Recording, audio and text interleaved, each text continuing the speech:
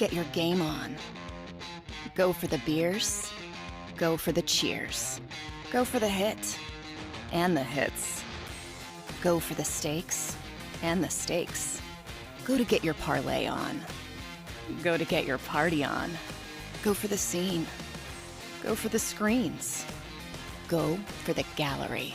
Go for the win. Go to Ocean. Visit theoceanac.com to plan your visit. Philadelphia fans, we're cut from a different cloth.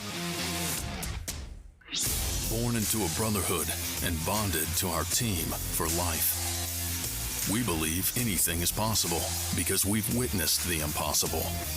While we may be from different neighborhoods, come Sunday, we are one, and we will be heard. Pondley Hockey, official partner of the Philadelphia Eagles.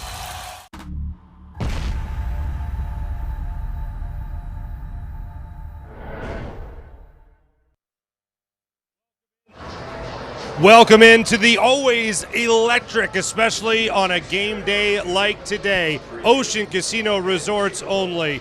Ocean Gallery, Bar, Book, and Games in Atlantic City, where we are standing by for the JAKIB Media pregame show. Marc Farzetta along with Seth Joyner and Mr. Derek Gunn himself. And just like all NFL teams throughout the week, showing their support for Damar Hamlin, the safety from the Buffalo Bills, we are showing our Bills colors today on set, as our lighting indicates. A continued progress to the Bills' safety, of course. Eagles, what would be an Eagles season, gentlemen, without just a touch of drama, saving their worst brand of football for the final at least 2 to 3 weeks, finalizing the season. But they could wrap things up despite an 8-0 start, a 13-1 season by the time they entered Week 16. The Eagles are making the final week of the season matter, unfortunately. Win today, it's simple. You're the top seed in the NFC. They've been playing like that all season long, up until recently, but they can solidify their spot as the top spot in the NFC with a win today over the Giants. Lose, which I don't think any of us are thinking they're going to do today, especially with who the Giants are trotting out there on the football field. You could fall as far as 5th in the NFC standings. How are we feeling today, Seth, going into this final game of the season, assuming I'm pretty confident that the Eagles are going to wrap things up today? Well, I'm very confident, in the fact that Jalen Hurts is playing. That, to me, that's the difference maker. You're getting some guys back, some guys slowly but surely. You're getting some guys healthy. But make no mistake about it, Jalen Hurts is going to be the reason why they get over the hump today. I just don't believe from a confidence standpoint that you could actually roll Gardner Minshew out there again this week after that performance last week and the effect that it would have on the rest of the football team. So I feel pretty confident that they'll get it done, along with the fact that, the New York Giants are going to rest some of their starters, having already clinched, the number 6 spot. I think the Eagles just need to go out in the first half, take care of business, get it done, sit their starters after halftime, and, wait for the divisional round. Yeah, Gunnar, I think most people feel like, yes, today is a win, but it's more of how much. Last I checked, it was 16.5-point favorites the Philadelphia Eagles were. Jalen Hurts coming back, obviously a huge impact on that line right there. So, Gunnar, healthy enough to play, healthy to play today. Where do you see Jalen Hurts, and how do you see him performing today? Well, it's a do-or-die situation, and all hands on deck. Now, when I say do-or-die, the difference is being a 1 seed compared to being a 5 seed. And the Eagles, they should not be in this situation. They had 2 opportunities to take care of this against the Dallas Cowboys and the New Orleans Saints, and they floundered in both occasions. So now you have to bring back all your guns. If the coach deems Jalen Hurts healthy enough to play, then I'm satisfied with that. But this is a team that has spoiled us all season long. They had done things so easily and so effortlessly in a lot of ways. We had just expected them to coast to the finish line. And unfortunately, now here we are, looking at the frontline players having to play a game, or at least a half of a game, they shouldn't even be in at this point of the season. But as you've heard me talk about time and time again throughout this season all year long, this has been one of the most unpredictable NFL seasons that I've ever had a chance to cover. I mean, from start to finish, 3 to 4 weeks, 3 to 4 games every week, you sit there going, huh? You didn't expect this. And here we are looking at this Eagles team going, huh? They've got to play the starters in the 18th game of the season. because a 17th game of the season because of what they didn't do the previous 2 weeks. We were talking about before the show, Gunnar, about how fast this season has just flown by because they've really lacked drama. Right. And one of the things we can always depend on when it comes to an Eagles season is at least have a little touch of drama here and there. And like I said in the open, they have saved that for now. So I asked somebody who in the know, is Jalen Hurts on a pitch count today, or will he play the game until you secure the win? And the answer I just got back a few moments ago, oh no, he's playing until we secure the win. Hopefully that's a lot sooner than later in this game. Yeah, the Giants in this scenario, Seth, are really, I feel, handing the number one spot to the Philadelphia Eagles and saying, hey, like all season long, it's yours to lose in this situation. But what might be on some other people's minds with that already in the back pocket, obviously, yes, see the health of Jalen Hurts, see that he is back to 110%. He can do all the things he did before the injury took place. But the other part of this, is there any chance you think at this point he fights his way back into the MVP conversation to go up against Patrick Mahomes? Well, if securing that win means, he's only going to get a half of football, then he better throw for 300 yards and 4 touchdowns. I think other than that, it's pretty much a done deal. Listen, I never thought or believed that, the NFL wanted Jalen Hurts to win the MVP anyway. And then Andy Reid coming out about 4 or 5 weeks ago making the assertion that, anyone else that, wins the MVP besides Patrick Mahomes. I'm like, come on, dude. This football team at that point in time had only lost 1 game. We all thought, because of the idiocy of some comments that people have made, Jalen Hurts is a system quarterback. He's doing what he's doing because of the rest of the team. And then we got Dallas, and then we got the Saints, and we found out that Jalen Hurts isn't a system quarterback, that he is the system, and that this whole team operates much more efficiently when he's on the field. I think we will all see that today. In light of that, you want to talk about who should be the MVP? In my opinion, if Jalen Hurts not only makes his offense better, but also makes his defense play better, is he not the MVP? Because Patrick Mahomes, listen, set the all-time, yards for passing in a season yesterday.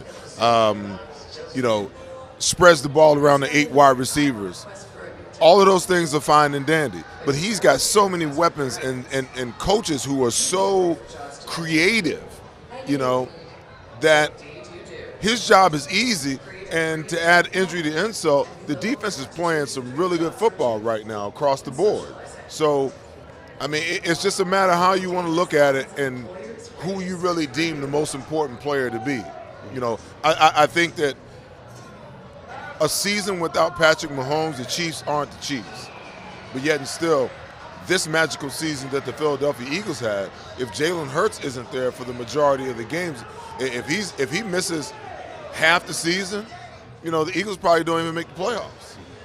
Yeah, they're probably maybe with the way the defense have played this year, scratching at it with Gardner Minshew as their starter. I doubt it, but there's no way, like they are now, Gunner, a Super Bowl contender right now. No. And it showed the last couple of games they played against the Saints and the Cowboys how valuable a Jalen Hurts is, not just to the offense, but the overall momentum of this team. And obviously this team won't go very far if Jalen Hurts is not under center for this team. But to add to what Seth was talking about when you talk about a Patrick Mahomes, the fact that he broke Drew Brees' record yesterday, the fact that he's thrown 41 touchdown passes this year, I'd be shocked if Patrick Mahomes doesn't get the MVP based on that. For whatever the case may be, and you know what, he's earned that respect for as young as he has been, getting to a Super Bowl, winning to a Super Bowl, winning an MVP. He has deserved every accolade he gets. But the league has this infatuation with the likes of Patrick Mahomes and Josh Allen like we've never seen before. And unfortunately, that weighs in to a lot of the decision-making when it comes down who indeed is the MVP of the league. Understood. Now, the one thing I would say is Drew Brees set the mark. Drew Brees won a Super Bowl. Drew Brees was a perennial All-Pro. Drew Brees has never been the MVP.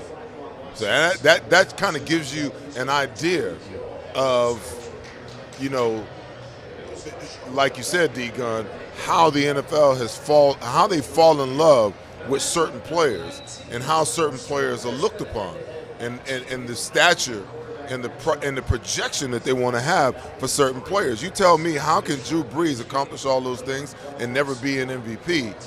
Yet Patrick Mahomes is in this conversation today. And if you're going to make it all about, you can't be all about the record, because their record is going to be no better than the Eagles' record. And Jalen missed 2 games. Flat out, Patrick Mahomes didn't play great football early in the season. They kind of righted the ship later on.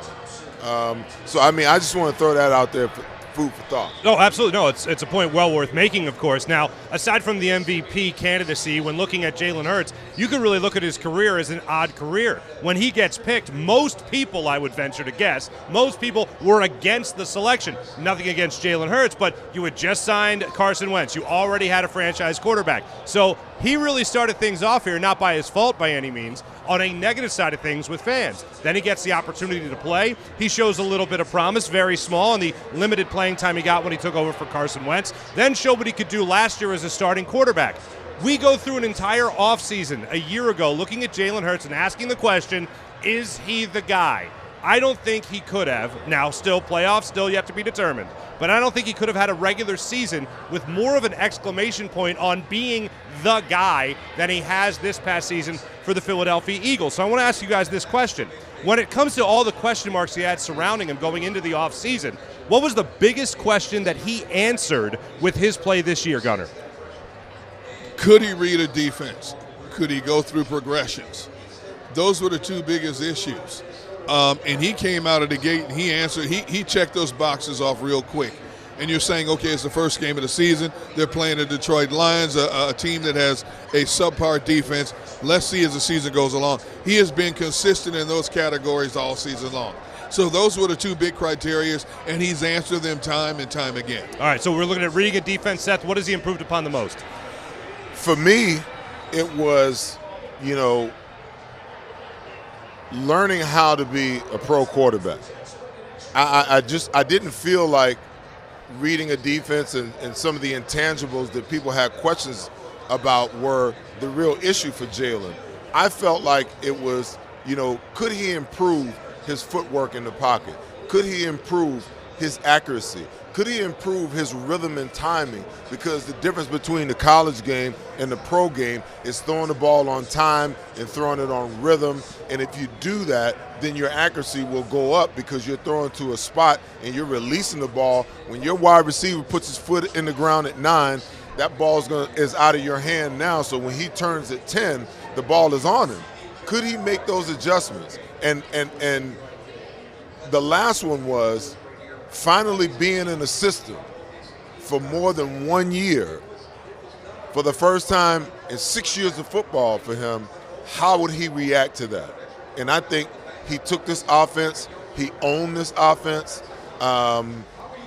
he created some things in this offense for this offensive staff that they probably didn't believe that would be available to him. I think he has evolved even this coaching staff into a better coaching staff because of his improvement and his development as a young quarterback. First time he was in the same system back-to-back years since his father was the coach in high school. So it had definitely been a minute for Jalen Hurts. Other injury news, we'll get more from Jalen Hurts when we talk to John McMullen from Lincoln Financial Field a little bit later in this segment. But, gentlemen, I also want to ask you, Gunnar, most notably here, when we talk about the injury factor for the Eagles, C.D. Deuce gets activated off IR. Robert Quinn, obviously not a big contributor when he was originally traded for by the Philadelphia Eagles and Howie Roseman. But when we look at the injury situation now, also Josh Sweat, when we see what happens with him in long term, what are you expecting from those 3 players as the season continues? Well, CJ is basically getting himself back into game shape. Now, I don't know how much he's going to play in this game today, but obviously he needs some reps to get back into game shape in that regard. It's been a long time coming. Anytime you're talking about lacerated kidneys and stuff like that, everybody heals so differently. You look at an Andrew Luck, that contributed to him ending his career prematurely. These guys now that are coming back are about getting reps, getting your feet wet again to get ready for what's to come. The key is for Nick Sirianni, Shane Steichen, and Jonathan Gannon to control X amount of reps for them to not overuse them. If anybody needs the reps, it is Robert Quinn. If you go back to early in the season, I told you that my people in Chicago had told me they let Robert Quinn go because they felt that he had run his course. And the fact that he had 18 sacks in 2021 was a direct correlation for having Khalil Mack on the other side. Lo and behold, basically Robert Quinn, since he's been here, has been in the witness protection program. So now he's got to redeem himself in some ways because they're going to need him in that rotation in the second season. All right, so Robert Quinn there, CD Deuce there, Josh Sweat, what's the latest on him? Well, Josh Sweat is a wait-and-see situation. You don't need to put him back in there today. Now, he had like a head-neck injury. There's no need to put him out there in a game like this today. If they secure that number 1 seed, now he gets an additional 2 weeks to get back, and I fully expect him to be back by then. As far as Avonte Maddox goes, you know, when they put the term serious toe injury attached to that, that tells me more likely than not, I wouldn't expect to see him back again this season. I'm right there with you. Seth, I do want to ask you about game shape because there's obviously the conditioning shape and then there's game shape. How long do you think it takes a guy like CD Deuce to be able to come back from the injury he had and get back into the swing of things? Well, a lot depends on, you know, how much he's been doing. You know, they just opened his practice window, you know, this week. But if you're going to open his practice window this week and then activate him today, that tells me that he's been pretty busy, you know, over the last couple of weeks. You're not just going to throw him out there. And then again, you know, this is a different NFL, man. These guys, very few of these guys play 100% of the plays in a football game anymore. You know, you've kind of worked some of these younger guys into the rotation, and they've kind of gotten their feet wet. Kayvon Wallace is playing better. Obviously, you know, Reed Blankenship has played better. Even Josiah Scott, for that matter, you know, is starting to kind of get his feet under him. And to D. Gunn's point, a couple of weeks ago, he seems to play better when he knows that he's going to be the starter rather than the guy that comes off the bench. So I don't know. Do we look at CD Deuce to be the guy who comes in and takes over that slot position because that's really his natural spot? Even with him back, I think that the Eagles operate at a deficit because, in my opinion, the most important guy in that pass coverage on the back end is Avonte Maddox. And the way he walked off the field with his toe turned up in the air, the way it was turned up, and I've had 3 toe surgeries, and it was one of the primary reasons why I called it a day. I mean, physically, I still had maybe 2 or 3, you know, years left in me. But listen, man, when your feet hurt, when your toes are banged up, it's the hardest thing in the world because you play a game, you don't recover till Thursday or Friday, then you got to do it again, and it's just this cycle that you go through. So to D. Gunn's point, I'd be shocked to see Avonte Maddox come back, but I think that, you know, in the Dallas game, that was the turn. When he went out of that game, all the play calling changed. We went from an aggressive defense to an extremely passive defense. He is a major part of what they do, and without him, you can expect for Jonathan Gannon to continue to be a little more on the passive side unless we see something out of one of these young guys that he feels comfortable about. Because, again, I've defended Jonathan Gannon since the Dallas game because I know as a defensive coordinator, you're limited in what you can call by how much you trust the players that are on the field to perform and do what it is that you need them to do. If you don't have confidence in Josiah Scott, you're not going to put him in compromising positions because what's their mantra? Keep it in front of you. Don't let anything get behind you. Seth Joyner, huge Jonathan Gannon fan. I don't know about that. You know what? We're going to keep the laughs coming and hopefully some good times coming as well. Eagles, we've known for a while, are in the playoffs. Here's how you can get into the stadium with those playoff-bound Eagles. Hey Philly, it's Tom Giordano from Ponley Hockey Giordano. Be sure to follow Ponley Hockey on Instagram for your opportunity to win free Eagles home game tickets for the rest of the season. You heard that right. We're giving away free tickets all season long. And guess what? We're going to give away tickets to the playoffs and the Super Bowl. So make sure you're following us. And as always, thanks for watching the Ponley Hockey Postgame Show. Welcome back, Marc Farzetta, Seth Joyner, and Derek Gunn. John McMullen will be joining us from Lincoln Financial Field coming up in just a second. Now, is it as simple, to continue the conversation about what the Eagles could be doing defensively, is it as simple as Reed Blankenship stays at the safety position and you do use Chauncey Gardner-Johnson there at the slot spot so you don't have Josiah Scott in there as well? Well, that's a possibility. But CJ has not played that slot position all season long. They've had him on the back end. Do you want to reroute him at this point of the season? Are you that confident in Blankenship? Because he had the one good game, and then he had the next game that was not so good. So, you know, your back umbrella is the last line of defense. And you want the best possible players you can have on the back of that defense. CJ is better on the back end. For as much as he's played the slot in his career, in this defense this season, he has been better for this team on the back end of that defense. Seth just talked about it. If Josiah Scott has known all week long he's going to start, I expect Josiah Scott to play a better brand of football. Is it up to Avonte Maddox status? No, but it is good enough to get the job done. When you have the kind of talent they have around him in the trenches, on the linebacking position, and at the corners and the other safety, you know, a lot of times you have enough pieces to the equation to cover up any deficiencies one guy might have. So in this case, I would put CJ on the back end and keep Josiah Scott in there if we knew for a fact he has been practicing all week.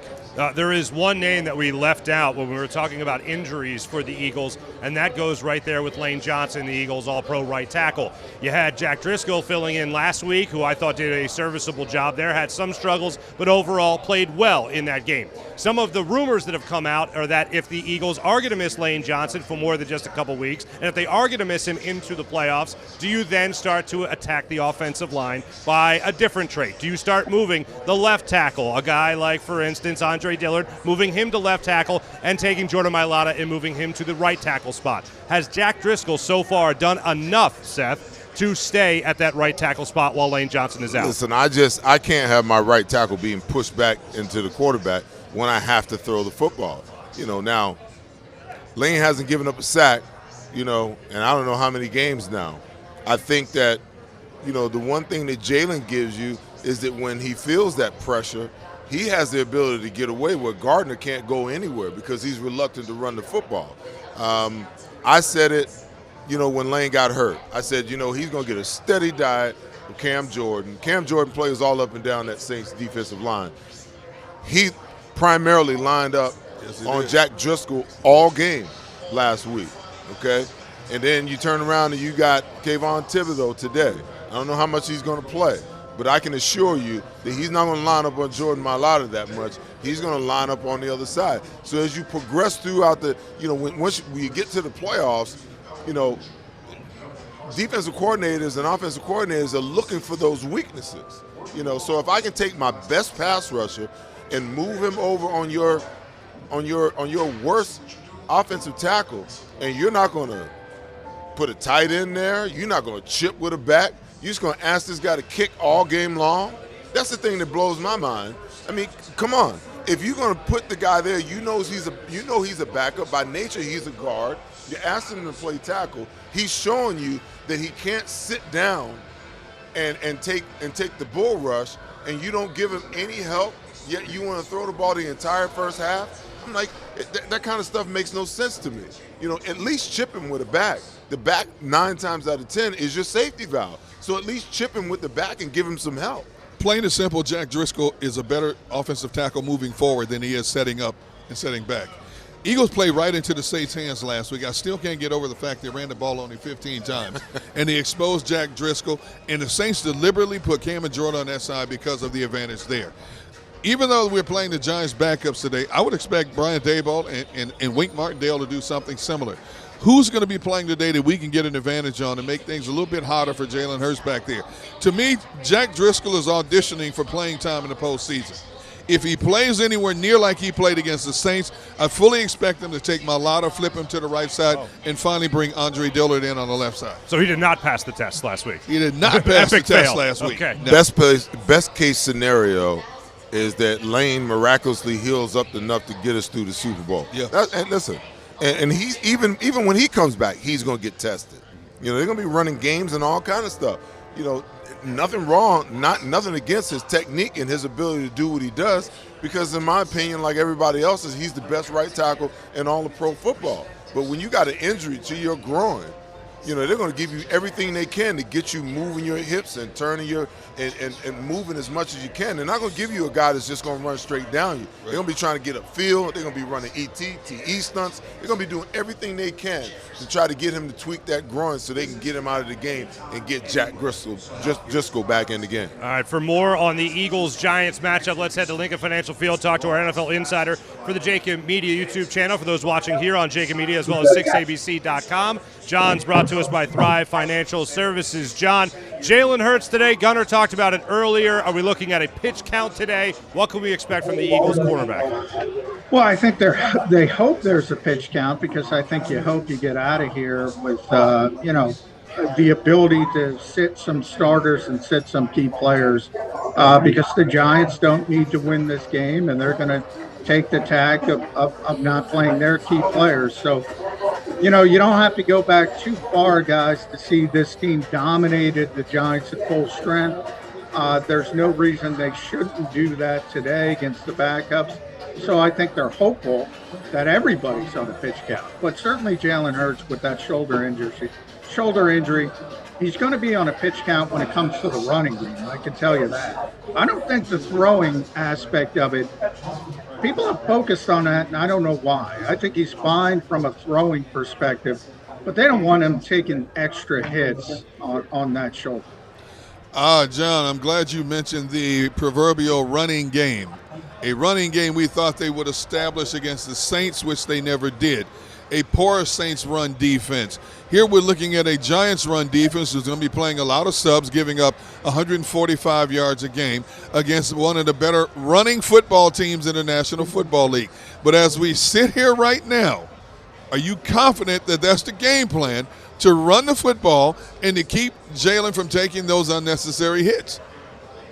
Well, I do think the Eagles are going to be cautious with Jalen Hurts. The bigger question to me is, how cautious do they have to be with Miles Sanders? Last week, a lot of people were upset that Miles didn't run the football a lot, certainly early in the game. Now, there were two parts to that, but obviously they weren't effective offensively, so they had the 4 consecutive 3-and-outs, so they were off the field really quickly.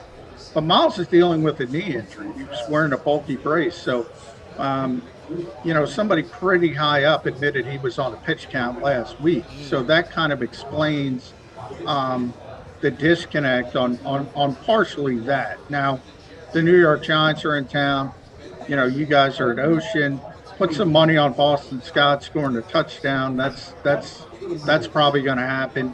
Kenny Gainwell. So when you talk about the running game, Miles might be on a pitch count too, but I do think, they'll want to run the football. It just might be more Boston Scott, more Kenny Gainwell.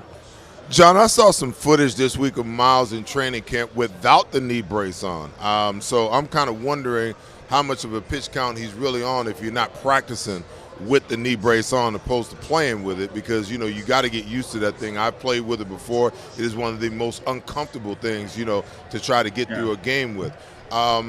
He played with it last week. So he practiced with it last week. He did practice with it. Okay. He told me coming up to the game that he hoped to ditch it for the game. He hoped he was able to ditch it for the game. He wasn't able to do that. So I assume, I didn't talk to him about it this week, but I assume he wants to ditch it again, because you're right. I mean, that's uncomfortable to play with, especially when you're not used to it. John, I think the other thing is,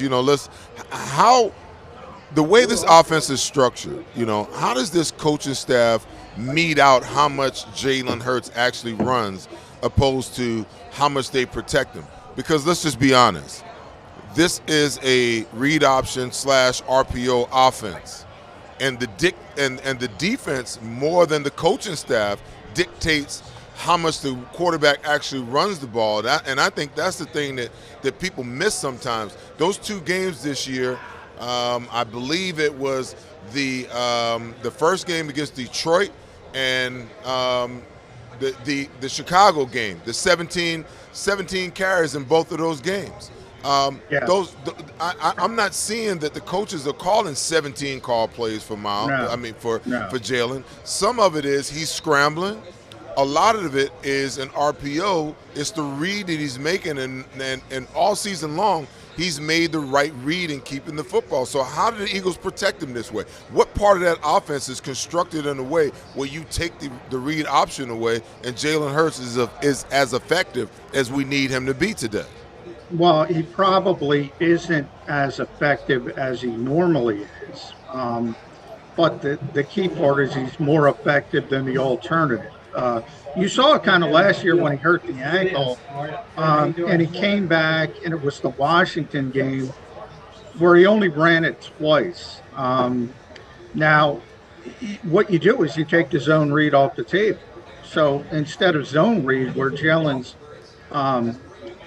reading the edge player, and often makes the right decision by pulling the football and keeping it in himself, you don't give him that option. You turn it into a traditional handoff. Now, it might look like a zone read to a fan, but if you take the option off the table for the quarterback and say just hand it off, he just hands it off.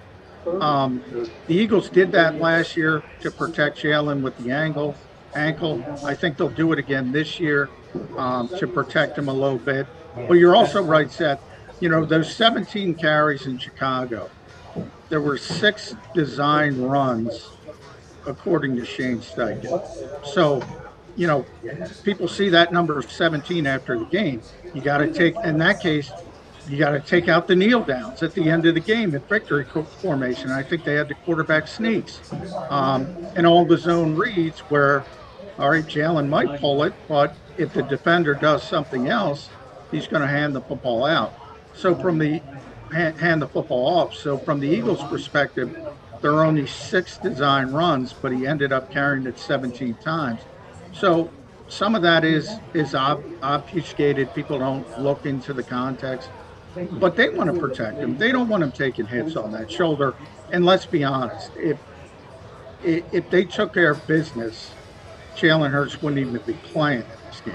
I'm very confident in saying that. No, I think most of us would agree with you on that, John. Now, there's no doubt the Eagles are going to miss Avonte Maddox for however long he is going to be out. And obviously, the Eagles have really missed not having Chauncey Gardner-Johnson back there as their safety. Now that he's coming back, how much do you expect him to play in today's game, and in what role do you put him in? Well, you put him in the same role he had before. I'm a little surprised, to be honest. That one surprised me. I thought Robert Quinn would be activated because the Eagles need the body with Josh Sweat being out. I expected the Eagles to wait until the playoffs. Maybe they want to start that process of knocking the rust out. But similar to what I said with CJ, yeah, I think they want all the key players to be on a pitch count in this particular game, and we'll see how it shakes out. But as far as the role, yeah, I mean, he still leads the NFL in interceptions. I mean, he was doing pretty well in his role. So you stick him back opposite Marcus Epps, and, you know, 3rd and 30 in Dallas, that's not happening if he's back there. So you feel very comfortable doing some different things. And that's one of the things where Josiah Scott, for instance, at nickel corner played very well last week. But he has up games, he has down games. Same thing with Reed Blankenship, who's done a wonderful job as an undrafted rookie. But there's some inconsistency there. You're just more consistent. You feel better if you're Jonathan Gannon. If Avonte Maddox and CJ are on the field, the Eagles are just a much better team. So it's very important to get CJ back in the mix. Hey, John, how much do you think we'll see a CJ and a Robert Quinn in a game like this today? You know, you're talking about a lacerated kidney. You know, that's a tricky thing. You know, Robert Quinn's coming off an injury as well. Do you think it'll be based on down and situation and, of course, the flow of the game, or maybe well, certainly Robert. I mean, you know, he's going to be in that sort of, you know, 4th role when it comes to edge rusher. They need some reps. And, you know, hopefully he had arthroscopic knee surgery, so hopefully he's a little bit better coming off that, a little bit healthier. And, you know, if you go back to last year, and that's why the Eagles made this trade, D-Gun, I think he had 18.5 sacks with Chicago last year. I mean, you can imagine if it works out to pull that kind of fastball out in a big situation when it's 3rd and long in the playoffs or something like that, if Robert Quinn is healthy. So I'm interested to see how he looks out there. As far as CJ, yeah, like I said, I didn't expect to see CJ until the postseason, to be honest. I thought they'd be really, really cautious with him. And I'm going to be interested to see how much they use him. Maybe the thought process is, look, you're going to get the number one seed. You're going to get a bye. If you don't, it's a disaster against Davis Webb and company. You're going to have that extra week, and then you start talking about more rust for CJ. So that's kind of where I think the Eagles are going, because I'm a little bit surprised by it. You know, John, I want to talk a little bit about Robert Quinn, but I think the biggest story right now, in light of how he played last week, is Jack Driscoll and how the Eagles feel about his protection last week in the absence of Lane Johnson. Teams seem hell-bent on getting 5 out into the route rather than leaving a tight end in to help out a backup tackle versus a premier pass rusher, or put the back over there and chip. Any kind of indication or any thoughts on, you know, how the Eagles might handle that? Because I think that Jack Driscoll gets a steady diet of Kayvon Thibodeau today. Well, I don't know how much the Giants are going to play Kayvon Thibodeau. I think they're going to be in the same situation. I mean, there's certain guys who have to play, right? Because you have only the game day roster. Everybody says it's going to be a preseason environment. Well, in the preseason, you have 90 players. Here, you only have 47 to work with. So some guys got to play. Kayvon's going to be in that conversation, certainly for the Giants, but I do think they want to limit him. They already ruled out Azeez Ojulari, who's dealing with some injury issues. So that's their two main edge rushers, and they're more convinced to get him ready for Minnesota next week. So I think part of that will be self-correcting, and that the Giants aren't going to play their key players that much. And the other part is you are right.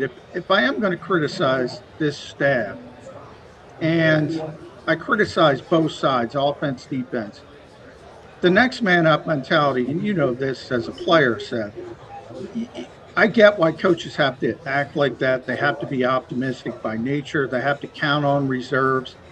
But there's a reason backups are backups.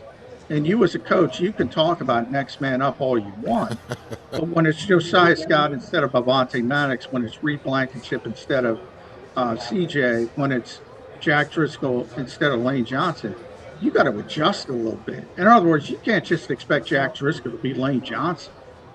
Nick has said at least 10 times during this season, that's the best right tackle in the world. Well, if he's the best right tackle in the world, and he is, by the way, you got to know Jack Driscoll isn't Lane Johnson. And, yeah, occasionally he needs a little bit more help. So I think that's a valid criticism of this staff on both sides of the ball. John, being that the Giants aren't playing their starters in this one, at least a lot of their notable starters, I'm going to ask you for two predictions. One, obviously the final score, and two, will Jalen Hurts play in the second half? 33-16, I think the Eagles are going to win the game pretty easily. Will he play in the second half? I'm going to say no. I'm going to say it's in hand by the start of the second half. All right, so those 16 points are obviously just the garbage time. It's garbage time, end of the game. Just throwing up points. John McMullen, thank you so much for joining us from Lincoln Financial Field. Thank you, guys. John McMullen brought to us there by Thrive Financial Services. Go to thrivefinancialservices.com now and get your retirement playbook. We'll be back with more Eagles-Giants pregame here on the JAKIB Media YouTube channel in a few.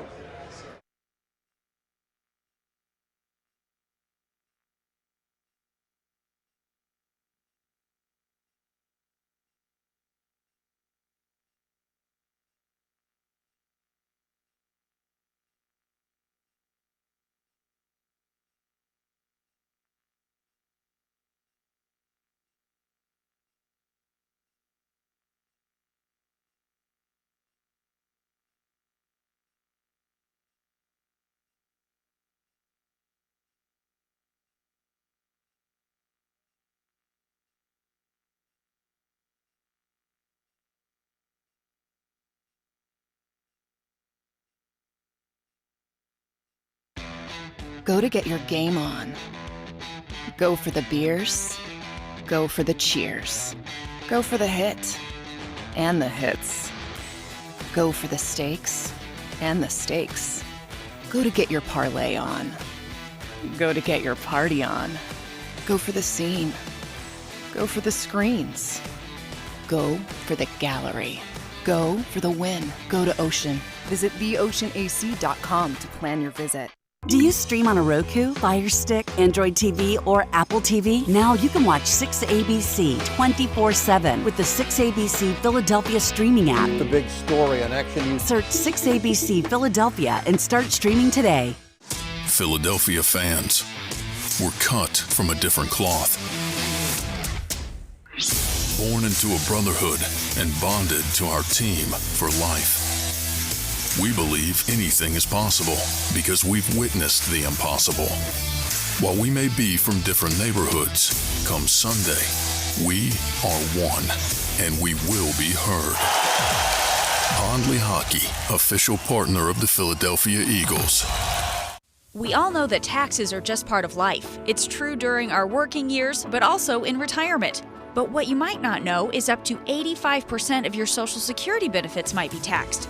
Our team at Thrive Financial has helped retire thousands of people across the Delaware Valley by asking questions they never knew they needed to ask, including how their Social Security benefits might be taxed. It's time to be proactive on taxes. Get your Thrive Retirement Tax Playbook today. Go passionately. Go fearlessly. Go confidently. Go Birds! Go confidently towards your goals with First Trust, Philly's hometown bank for nearly 90 years, and the official bank of the Philadelphia Eagles. We're focused on getting you over the goal line. So go with conviction, go with trust, Go Birds! and go forward with us by your side. First Trust Bank, the official bank of Philadelphia dreams. Oh, and go Birds.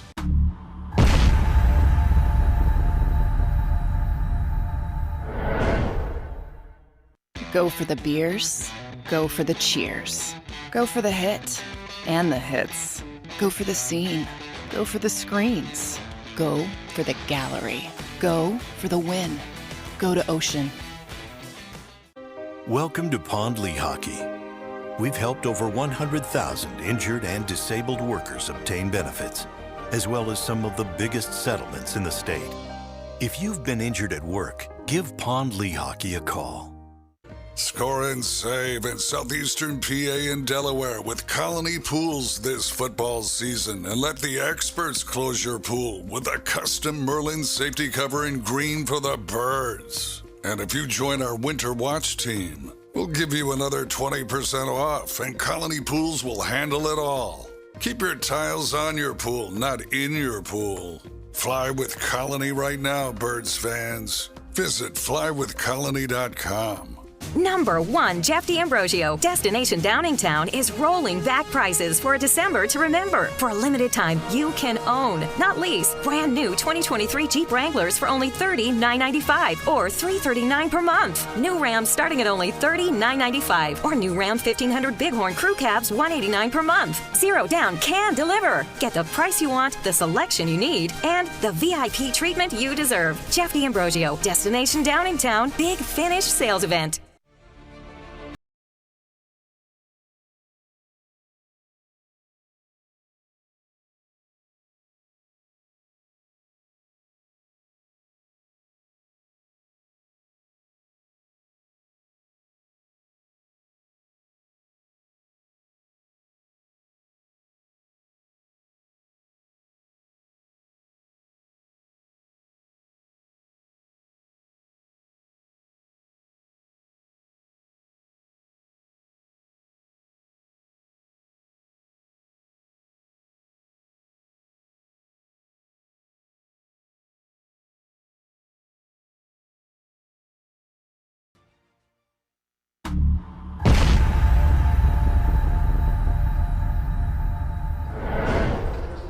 Welcome back to the Gallery Bar Booking Games here in Ocean Casino Resort for the JAKIB Media pregame show here on the JAKIB Media YouTube channel, as well as 6abc.com. Ahead of the Eagles wrapping up their regular season against the New York Giants, going after the top spot in the NFC. With me along, as always, Seth Joyner and Derek Gunn. Gentlemen, one of the biggest impacts hasn't just been the change in Jalen Hurts, but a guy who has helped change his season and right now his tenure as the Philadelphia Eagles quarterback, which an end does not seem to be in the near future, which was in question before the season started.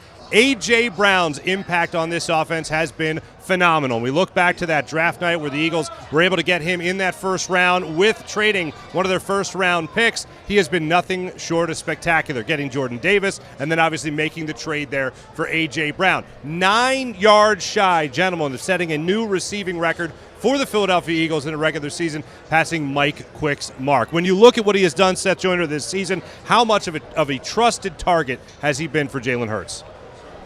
Well, they obviously have a tremendous connection between the two of them. You know, you can watch them play and know that they spend a lot of time together off the field as well as a lot of time on the practice field together, creating that connection, and quarterbacks need that.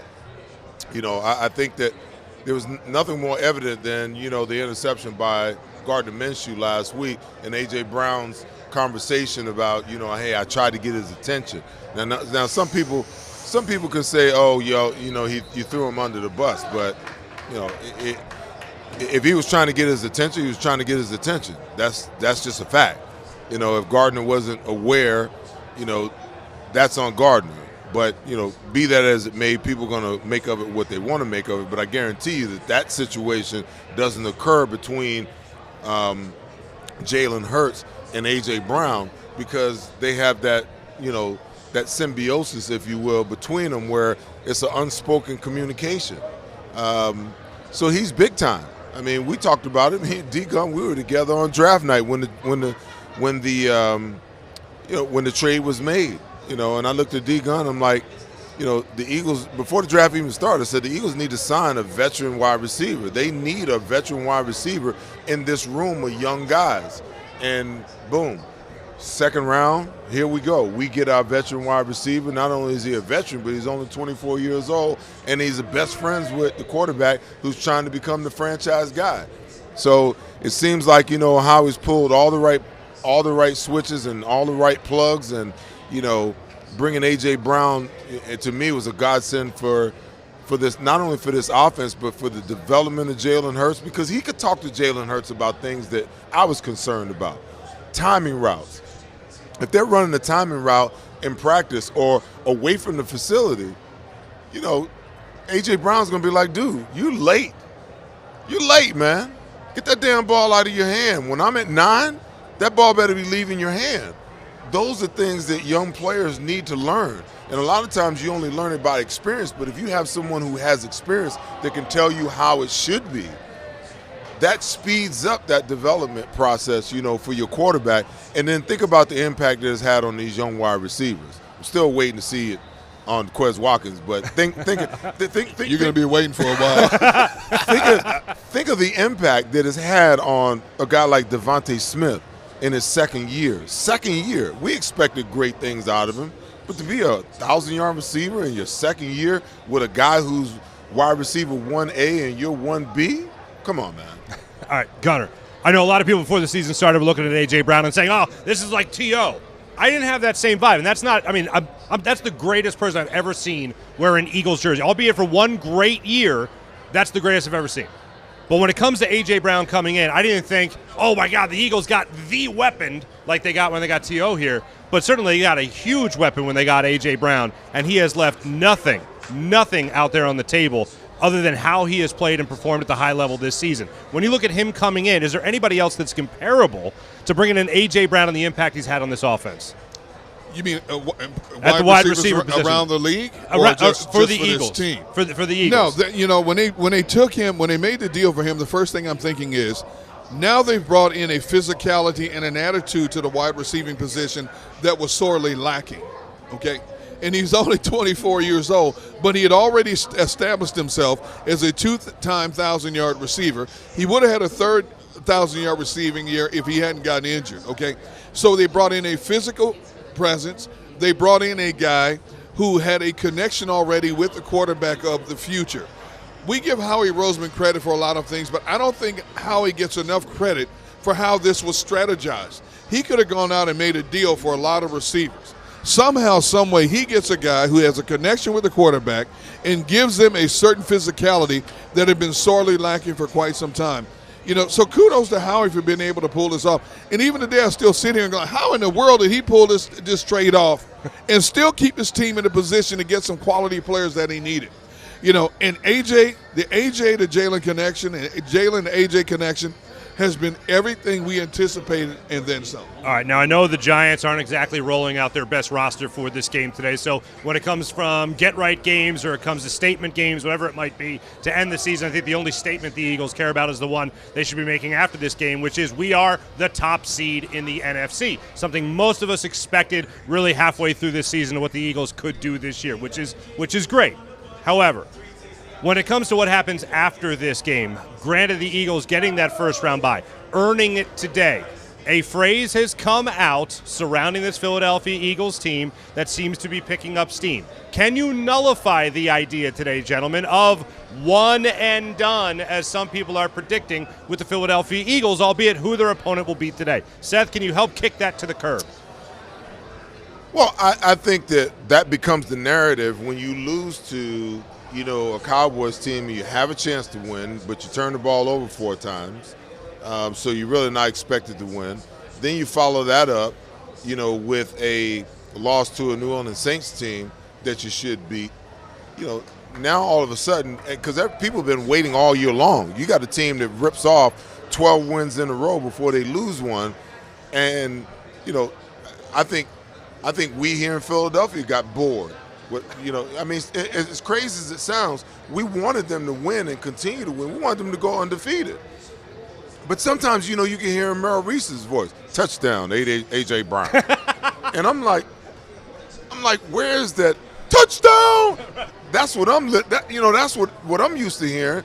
But when you just like blowing the doors off of people and Merrill Reese's board, touchdown, A.J. Brown, I'm like, something's going on here. So in a lot of ways, we got complacent as a fan base and as the media because the team was doing so well.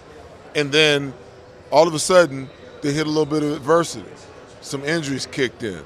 And that just gave the national media the fuel and the firepower, if you will, to just, crap all over us. They've been waiting for us to fall. They've been waiting for the team to trip up. They've been waiting for Jalen Hurts to stumble.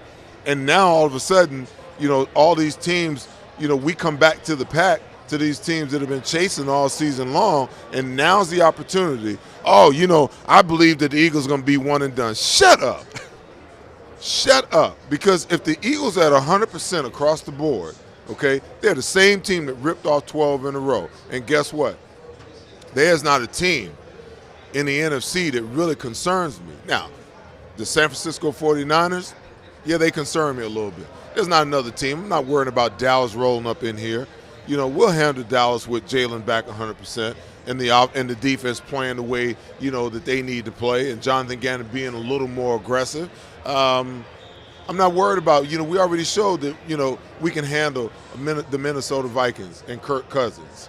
So who am I really concerned with? I'm concerned with the San Francisco 49ers defense, and the trade of Christian McCaffrey to that football team was just downright wrong. Because, to me, that just put that offense on a whole new stratosphere with his skill set and what he does. And now Debo's back. Oh, and what he can do from the standpoint of allowing a young quarterback like Brock Purdy, to strive. Because he doesn't have to drop back and throw it 30, 40 times. Yeah. When you got this guy, you can drop screens off, you can get him in other one-on-ones out of the backfield, and then his ability to run behind that good offensive line, But other than that, I'm not worried about, the naysayers. I'm really not. And guess what? We take care of business today. They got to come here in the bone-chilling cold and play against us here in Philadelphia. Let's hope so. It's been tropical here in Philadia. It was really nice again today. It's about to get right though. It's about to get right. We in 2023 in the month of January. Trust me, it's about to get right. It's about to turn. Hopefully for the Eagles' advantage. Gunnar, the one and done crowd. What say you? Any and everything can happen in a playoff scenario. I'm not worried about a team other than the 49ers, but there's possibly two quarterbacks you have to worry about. If Aaron Rodgers finds a way to get into the playoffs tonight, coupled with Tom Brady playing the way he did last week, dropping those dimes to Mike Evans, you have to take that into consideration. Now, the Tampa Bay Buccaneers are not the same team they were a couple of years ago that won the Super Bowl. But what they have is a quarterback who's been here many times before. You don't fool him. You don't sack Tom Brady. He gets the ball out of his hands still faster than anybody in the National Football League. He's probably the smartest quarterback playing the game out there today. His offensive weapons are now healthy. His center is back, finally. He hasn't had his center all year. So the offensive line has gotten a little bit healthier as well. So those are things you have to concern yourselves with. You look at the Green Bay team, all of a sudden, Aaron Rodgers' thumb appears to be healthy now. He's dropping dimes. You wait and see the way he's slinging it the last couple of weeks. And oh, by the way, somehow, some way, Joe Barry and Green Bay has found a way over the last 4 weeks to put the D back in defense on their team. That's why they're even in the conversation tonight about making the playoffs. So the complexion has changed. The one thing I will agree with totally on Seth is if they play Minnesota first, I'm not worried about Minnesota. Ed Donatell's defense stunk when they played him back in September, and it still stinks today. The fact that the Vikings have had 11 one-possession win and 6 or 7 come from behind wins tells them, you know what? Ladies' luck is about to run out on this team real quick. Now they're down 2 more offensive linemen. That's going to be huge in the playoffs. I worry about the 49ers. I worry about any playoff scenario when you mention the names Roger and Brady in the same playoff scenario. Gotcha. All right, gentlemen, it's time for our predictions, our official predictions. Just as I did with John McMullen earlier in the show, I'm going to ask you guys, will we see Jalen Hurts play in the second half, and what is the final score? I'll take the first stab at this time around. I'm going to go ahead and say the Eagles win this one handily. 38-10 is my score today. I know a lot of people have some pause anytime they see anybody by the last name of Webb start against the Eagles, but not me. I'm going to go ahead and say they wrap it up 38-10 in this game. Jalen Hurts does not play in the second half. Gunnar, what say you? Well, they don't do well against any quarterback named Webb. Now, you go back to 2010 on a late December night. On a Tuesday night. On a Tuesday after a snowstorm canceled the game on a Sunday, and some guy named Joe Webb comes in here and beats the Eagles 24-14. That was 2010. This is now. Davis Webb has never thrown a pass in the National Football League, and he's been in the league since 2017. I think he's going to be scared out of his mind knowing that this Eagles team is 4 sacks away from tying the all-time record in the NFL. Whoever plays on the defensive side for the Eagles are going to pin their ears back and try to increase that sack total. I think Jalen Hurts will play in the second half, but I think he'll be out of there before the fourth quarter starts. 35-17 Eagles. Feeling good. Seth? I just don't think this coaching staff can help itself.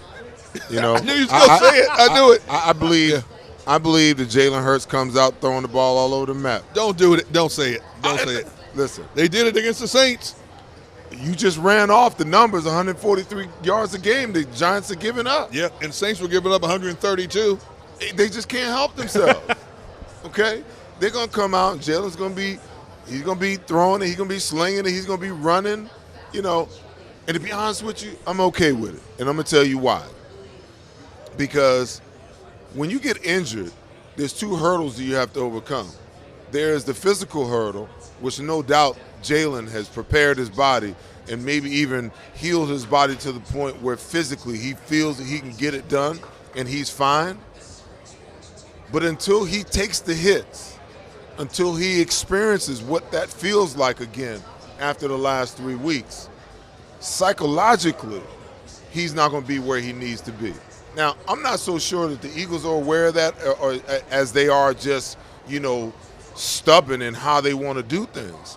But from the perspective of what's beneficial to him, he needs to psychologically get over the hurdle where he can just play free again. Because everybody's talking about it. Oh, you know, they got to protect him. And listen, I believe it too. I don't know what offense John is talking about where he believes that they can just turn around and hand the ball off. I haven't seen that offense. I don't see an offense where they line up under center and just turn around and hand the ball to Miles of Boston or Kenneth Gainwell. I don't see it. That's the RPO. The RPO and the read option is a very big part of what they do. You know, they're coming out with 3 tight ends, just going to run the ball? Hell no. They're not doing that. You know they're not doing it. So in some ways I think it's a good thing, because I don't believe that you protect players. I just don't think that it's possible. The game of football is too fast, it's too violent, for you to be able to protect a player or for a player to protect himself. The best way that you protect yourself is going 100 miles an hour at all times. Most of the time when you get hurt is when you half-assing it, you lollygagging, and you stand around the pile and somebody roll up on you. Just play it all out and let the chips fall where they may. And I don't know, D-Gun, was you looking over here on my sheet? Because I got the same. Oh, my goodness. I swear I didn't see that. That was my prediction when I taped my show on Tuesday. Oh, my goodness. 17-35. Eagles will win this game, and I don't care how long Jalen Hurts play. I want him to play as long as they feel like he needs to be, as crisp as he needs to be, because guess what? He hadn't played the last 2 weeks. Right. And guess what? He ain't playing next week. So he needs as many reps as he possibly can to get back into the flow and get his confidence. And people think that that's not a big deal, that it doesn't matter. Go back and look at the preseason, and look at teams who come out of the preseason where they don't do anything, and all of a sudden, they find themselves 1-3, 2-5 before they find their footing. Now they got to fight like hell to just get back in the playoff position. I will say this also, Mark. Just keep your fingers crossed that no player, that there's no injuries, because this is a game the Eagles' frontline players should not be playing in today. The Eagles, by messing up the last couple of weeks, put themselves in an unenviable position. You got a team on the other side of the Giants. I don't care who they're playing. You got guys playing for contracts next year. They're going to want to put a show, put something on tape. If not for the Giants, somebody else. All that little extracurricular stuff, especially within a division game, makes you a little bit more nervous. We've watched this team go relatively unscathed for the most part of this season with injuries. And all of a sudden, it's Lane Johnson, it's CJ, it's Avonte Maddox. The little injuries are starting to catch up to him. Just keep your fingers crossed that no significant player comes out of this game injured that could possibly keep them down a couple of weeks after this. Keep getting guys back. Sure. Yes. Listen, I know that, it's pie in the sky to some people, but I'm a firm believer in the things that you think about, and what you think about is what you bring about. Now, injuries happen. You can't do anything about it. Nope. You can sit your players down this week, and then you can go right into the first division game, the division playoff round, and the first play of the first series, you can have something catastrophic happen to one of your players. Yep. So now you got him there, but you're not going to have him for the time where you really need him. Okay, so, and most people will say, oh, but at least we got him there. What's the difference? For me, it's about the difference. What's the difference between you protecting me to get me there, in the first play of that game, I turn around and I get injured? No, my mindset is that I don't worry about injury. When they happen, they just happen. That's just part of the game. But beyond that, my focus is on, dominating and playing dominant football. And if my focus is there, then that means I'm going all out. That means I'm going full speed. The probability of me getting injured goes down substantially. But if I'm out there on that field with injury in my mind, and I'm thinking all the time about injury, I'm drawing those things to me, and that's never a good way to play the game.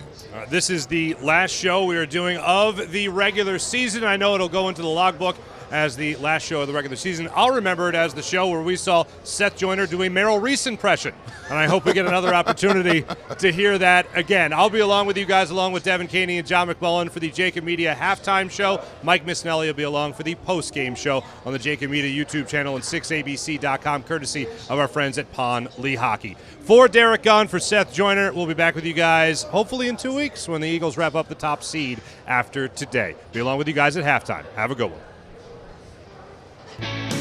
Hi everybody, my name's Jason Lombardi. I'm an inspector at DryTech. At DryTech we offer 3 major services, the first one being basement waterproofing, the second service we offer is foundation and structural repairs, and then the third service that we offer is mold remediation. If you feel you are having a waterproofing issue, give DryTech a call or check us out online.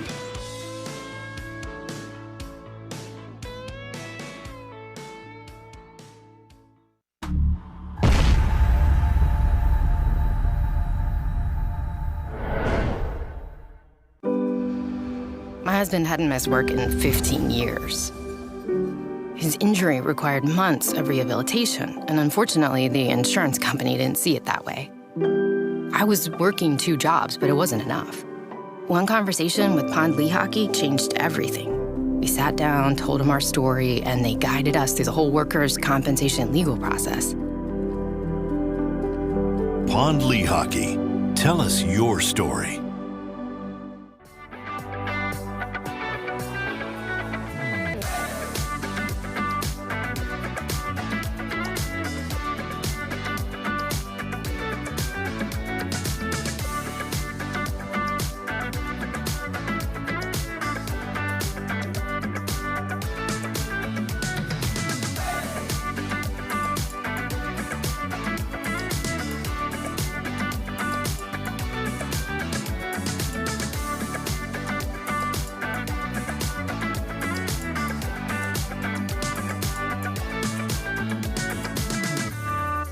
Post-game show with Seth Joyner. I knew that they had a running game. Derek Gunn. He has put in the effort. Devin Caney. Had we not won the Super Bowl, what would we be saying? And Mike Missinelli. Well, you know who Philly is. Post-game, now streaming on the 6ABC family of apps.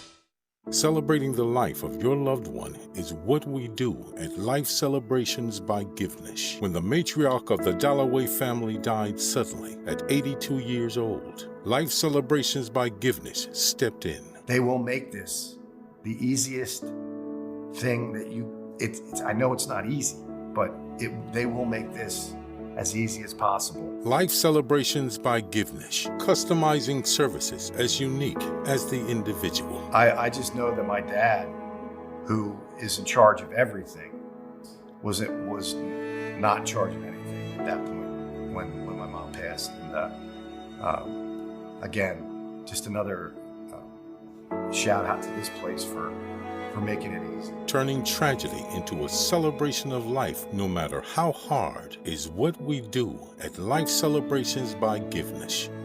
Life Celebrations by Givenish, customizing services as unique as the individual. Go for the beers, go for the cheers, go for the hit and the hits, go for the scene, go for the screens, go for the gallery, go for the win, go to Ocean. Since 1977, it's always been about you, the community, at Rafferty Subaru. And through the Subaru Love Promise, we prove we care by supporting charities like So Good Now. So Good Now helps kids in under-resourced areas by connecting them with student athletes to serve as mentors. We remove barriers so athletes can help youth in the corners of our communities where light and love are needed most. When you choose Rafferty Subaru, you help organizations like So Good Now. It's all about you at Rafferty Subaru.